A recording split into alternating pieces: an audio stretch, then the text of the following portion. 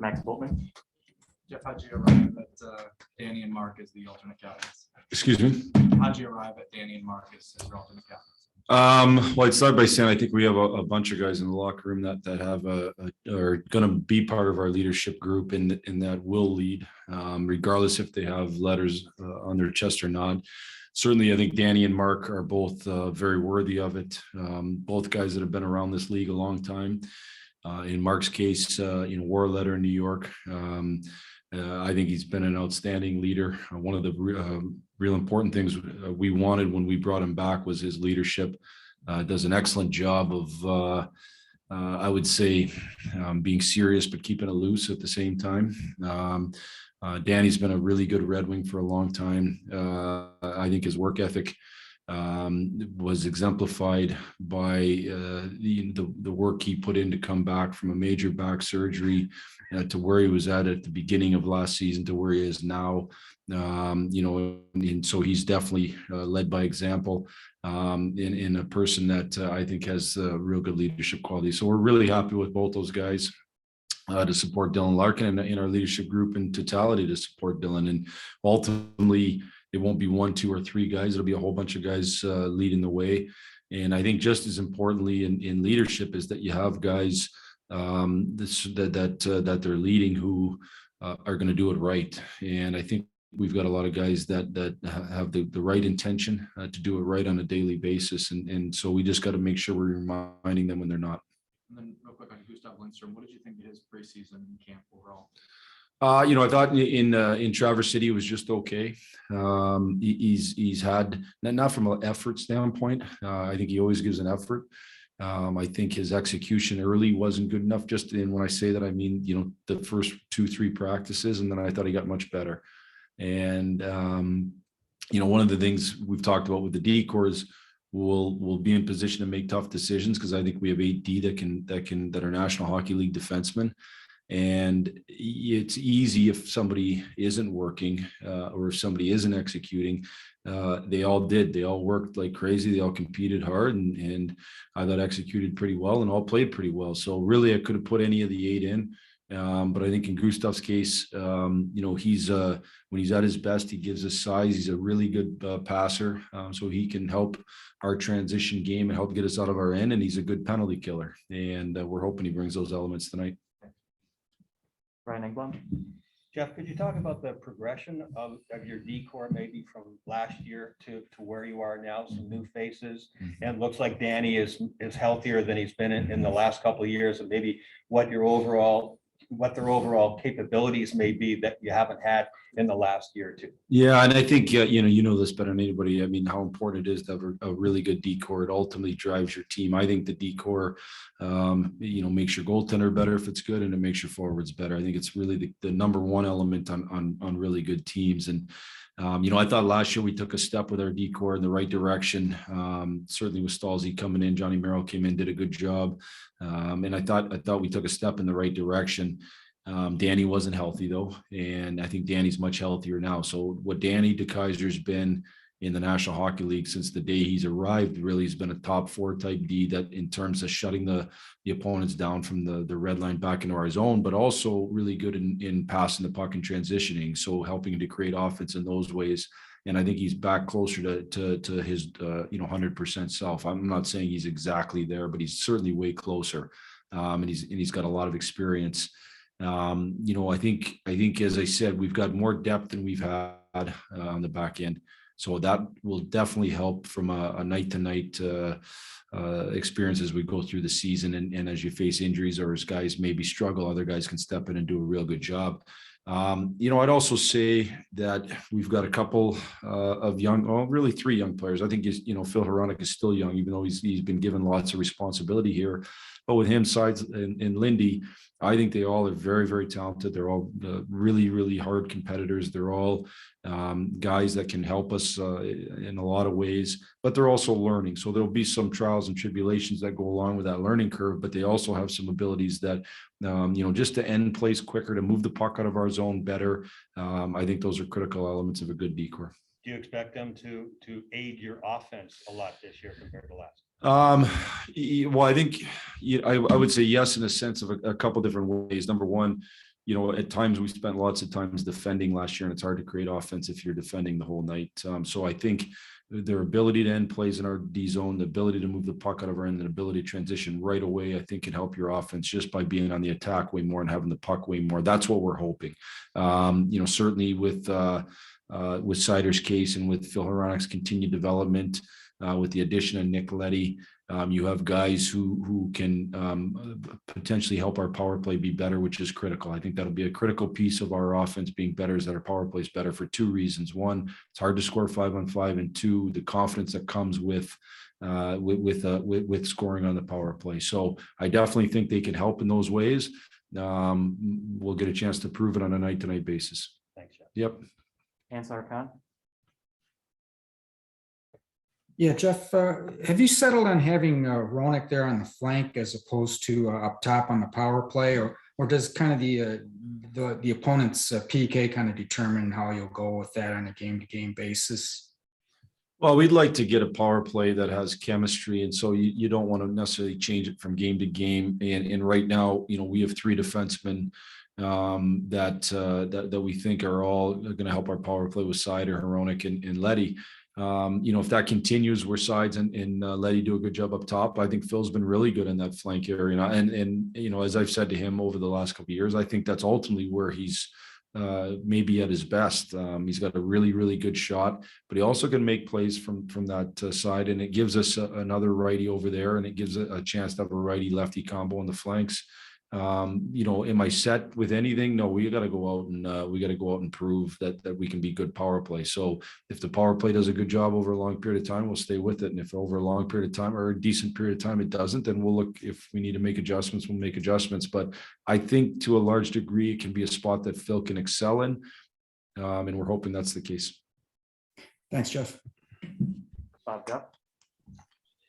Jeff, I just wonder, what do you see the role of the alternate captains being? And is it similar to what the assistant coaches are to you? Kind of, guys that can help deal with the stuff that goes on a daily basis and take care of tasks. But ultimately, Dylan's the captain and you're the coach, so you guys are the kind of the ones in the spotlight.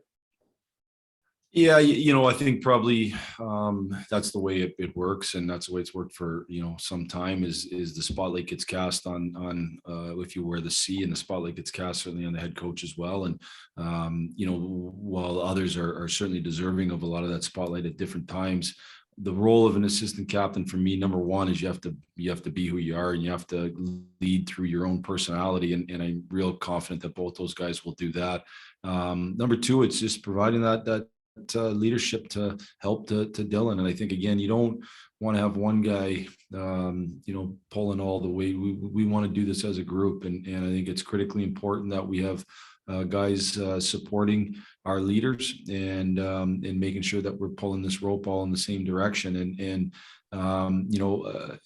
again, Danny and Stalzy have lots of experience, and we expect them to give feedback both to Dylan and to myself, and the same goes with our greater leadership group. Make sure we're getting feedback. The one thing I hate to hear is at the end of the season, issues that we might have had through the season. Let's have those issues on the forefront right now, so that we can have communication and solve those issues. So I think through their experience, they can add lots to the leadership group. Thanks. Yep. Colleen St. James.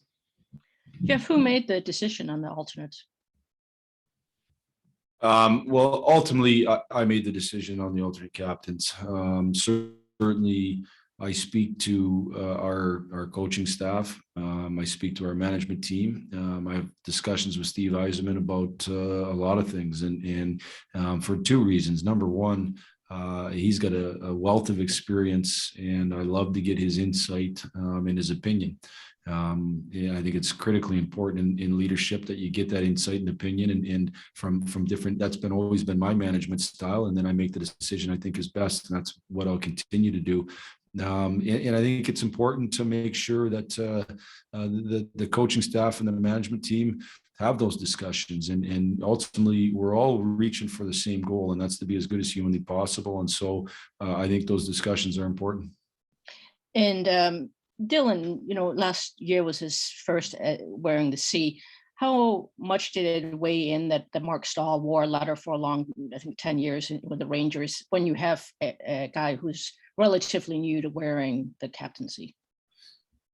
Well, it certainly weighed. It shows the respect that Mark had in New York, but I think probably more importantly, we got a chance to be around Mark on a night-to-night basis, day-to-day basis here, and there was very little doubt in my mind that he was a person who was worthy of wearing the assistant captaincy.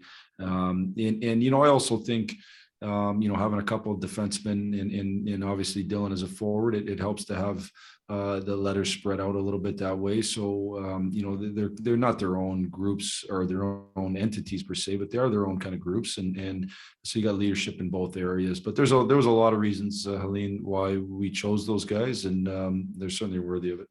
One last thing, one of the things of wearing a letter is you get to argue with officials.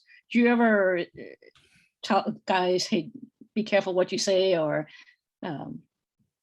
well, I would tell you, I don't know if argue is the right word. It's certainly not the best approach most times.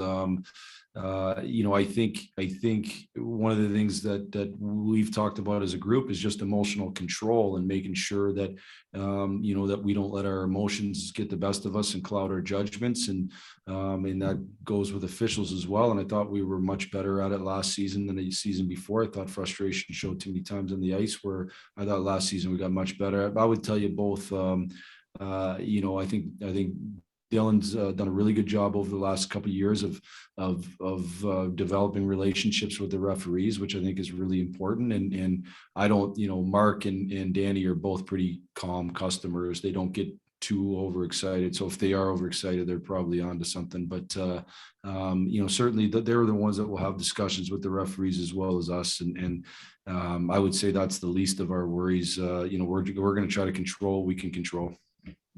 thanks. Fred Human.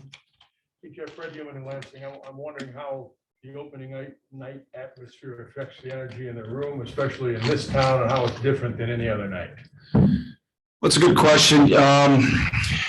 This one's probably even more unique. We didn't get a chance to play in front of stadiums that had the ability to go to capacity last year, and so it's been a long time for us. And I think anybody, a player, a coach, would tell you that fans, how much they mean to the game, and how much they mean to the energy, and how much they mean to the momentum. And so I think it's always special opening night. But given the fact that we haven't seen this type of atmosphere in a while, it'll be that much more special.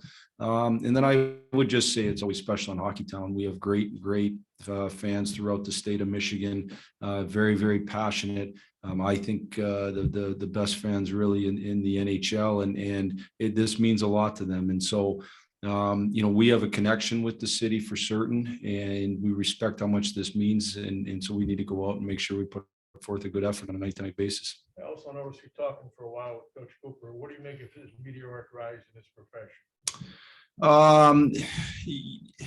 Will I answer this? No, listen, John's done a great job. He's done it. I've known John for a long time. So, we go back to, we were coaching Michigan teams together at the festivals for USA Hockey. And for whatever reason, we hit it off then, and we've been really, really good friends for a long time. And ultimately, he's really smart. He's a very good communicator. I think he's a good leader of people. So what do I make of it? Doesn't surprise me for a second that he's had the success he's had all the way to the very top of the profession. Last question. That was nice, eh? Last question. I like that. Yeah. You won't recognize it. You won't. Yeah, I know. recognize it. I almost threw up in my mouth. That's better. Yeah. Okay. Yeah. Jeff, following up on Brian's question a little bit, I think there has been some buzz around the league about the players you guys have brought in, the young players joining the team, young players who are coming back. Do you have a feel for where your team is at and what this group is capable of this year?